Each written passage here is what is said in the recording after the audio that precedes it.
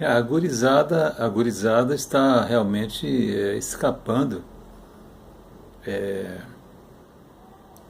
cada vez mais das suas responsabilidades.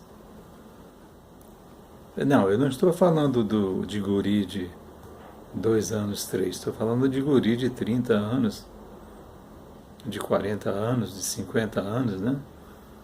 É bom lembrar que eu afirmo sempre aqui que todos nós somos crianças aos olhos de Deus. Então, esta gurizada que está escapando da responsabilidade que me refiro é notoriamente a maioria das pessoas que já estão na idade, biologicamente falando, adulta, de assumir determinadas responsabilidades, mas que preferem, é muito mais cômodo, ficar na mesmice. Não querem trabalhar para prover determinados rendimentos, correm de medo de casamentos e quando eventualmente casa, que se separam, assumem outros compromissos, não continuam assumindo o compromisso e a responsabilidade decorrente do seu primeiro casamento, ou seja, não dão cobertura, né, a ex-esposa, filhos, e acreditam que estão fazendo um grande negócio, um grande empreendimento. Outros tantos não querem casar-se, não querem ter a responsabilidade de um lar, imaginando que estão fazendo um grande negócio. São sinais dos tempos? Eu penso que não. Eu penso que é apenas resultado de uma sociedade hedonista, é apenas resultado de uma sociedade em que a prevalência ainda é dos valores materiais e não dos valores essenciais. E aí há uma espécie de uma fagocitose, né? Há uma espécie de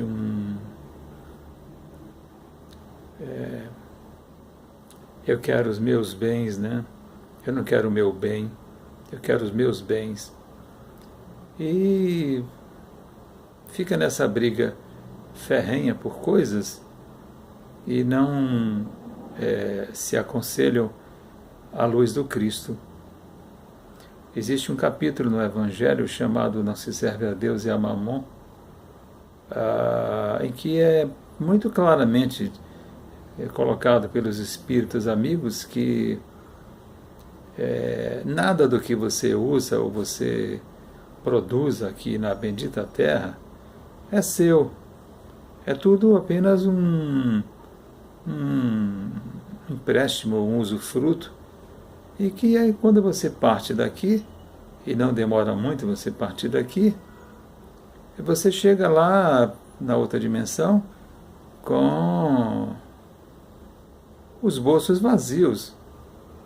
Na outra dimensão, perante a espiritualidade maior, inexoravelmente é o nosso destino, nós teremos que prestar contas da nossa consciência para algo e alguém maior. Então, você leva da vida a vida que você leva. Então lá você vai dizer, bom, mas eu tenho milhões. Os seus milhões valem aqui na Terra. Os seus milhões não valem nada no céu, na espiritualidade, né? Na espiritualidade o que vale, o que contabiliza é o bem que você fez. Na espiritualidade o que vale a pena é o bem que você se empenhou em fazer, né? Não é o mal que você deixou de fazer, não, é o bem que você fez. E muitas pessoas não levam isso em consideração, não respeitam isso. Isso são as máximas de Jesus. Eu quero lembrar que são as máximas de Jesus, quando ele afirma que é mais fácil passar uma agulha no fundo de uma uma linha no fundo de uma agulha, que no Evangelho tem como um camelo. Eu já expliquei isso aqui uma vez, é que camelo e linha é a mesma coisa em hebraico, né? E de que um rico alcançar o reino dos céus, ou seja,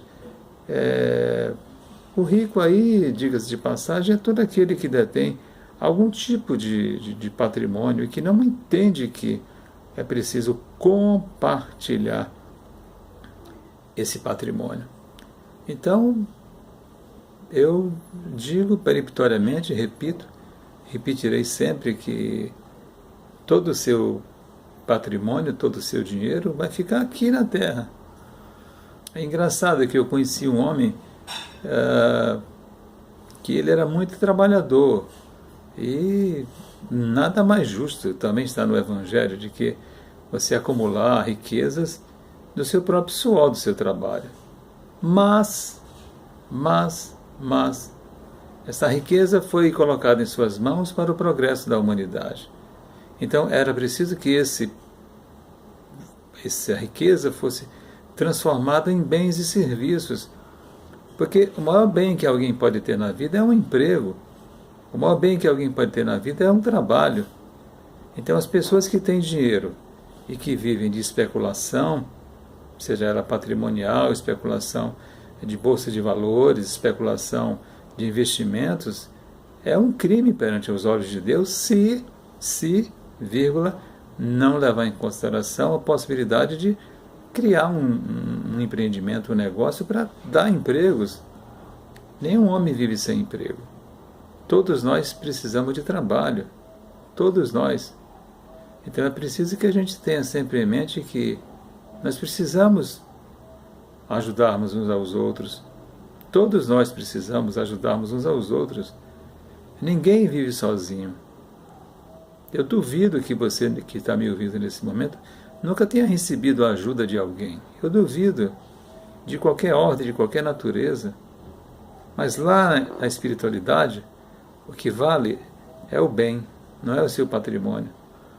E a turma está fugindo assim, como o diabo corre da cruz, entre aspas, de assumir as responsabilidades que são o seu dever. E aí tem uma outra passagem do Evangelho que fala do dever. O dever. Qual é o maior dever do homem, não é? Então não é a avareza, não é a ganância, né? É amar uns aos outros, né? Como Jesus fez. Mas parece que ficou fora de moda o amar uns aos outros, né? E cada dia mais fica em moda pirar um pouco o meu primeiro, né? O que é um grande equívoco. É um verdadeiro escárnio para as pessoas do mundo. Então nós precisamos colaborar uns com os outros. Principalmente você que está me ouvindo nesse instante, que está correndo das suas responsabilidades, assuma suas responsabilidades. Dê todo o dinheiro que você puder dar para o outro que necessita. Dê toda a sua força, todo o empenho que você puder dar para o outro que necessita. Né? Porque a vida é uma eterna troca. Não existe um só ser humano nessa face da Terra que não tenha necessidade da ajuda do outro. Não existe. E o egoísmo, que é fruto da cegueira,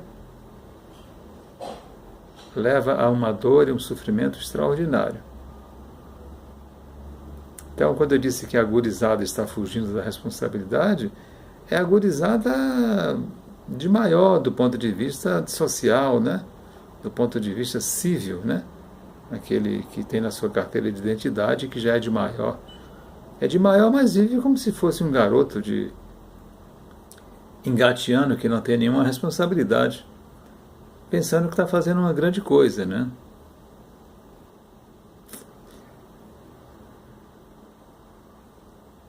É duro, né? É dureza, mas nós temos que aprender. E nós temos dois caminhos para aprender. Ou nós aprendemos pelo amor, ou nós vamos aprender pela dor. Esses que estão escamoteados, esses que estão fazendo de conta que não ouvem, esses que vivem a vida pensando basicamente em seu próprio umbigo, né? E muitas vezes sendo cruéis com os outros. Jesus disse que haverá prantos e ranger de dentes, porque ao chegar na espiritualidade se deparam e dizem, mas você é o quê? Qual foi o bem que você fez? A quem você fez o bem? Aqueles que lhe dariam o bem em troca? Isso é um negócio, isso é uma barganha. Faça o bem, sem olhar a quem. Ajude principalmente aqueles que necessitam. Mas nada contra. Por favor, que ninguém imagine aqui que eu estou fazendo uma apologia a não fazer poupança, a não construir um patrimônio. Nada contra isso, absolutamente. Mas nós precisamos entender que o outro precisa de nós, tanto quanto nós precisamos do outro. E nós não podemos fugir das nossas responsabilidades. Principalmente com filhos menores, principalmente com pessoas com quem nós já tivemos um relacionamento e que, de certa forma, dependem de nós. Isso é um crime perante os olhos de Deus. Perante os olhos dos homens, não, eu nem falo mais nisso, porque virou o circo que virou o planeta Terra, né? O circo. Cada dia é um espetáculo circense, não é? Então, e penso que circo não é para a gente ver todo dia, né? Circo é para a gente ver de vez em quando, assim, de ano em ano, de 2 em 2 anos, né? Mas o circo que virou a Terra, é preciso a gente buscar coisas mais saudáveis, coisas mais valorosas, né? Coisas da divindade, né? Para a gente estudar e crescer na vida. Por isso é que eu fiz um vídeo essa semana perguntando quais são os livros que você está lendo, né? O que é que você anda lendo, né? O que é que você anda aprendendo, né? Se você vive somente vendo circo, todo dia vendo futebol, vendo novela, todo dia vendo o circo, né? Você não vai para lugar algum. Cuida-te. Cuida-te. Muita paz. E que Deus continue abrindo seus olhos. Muita paz.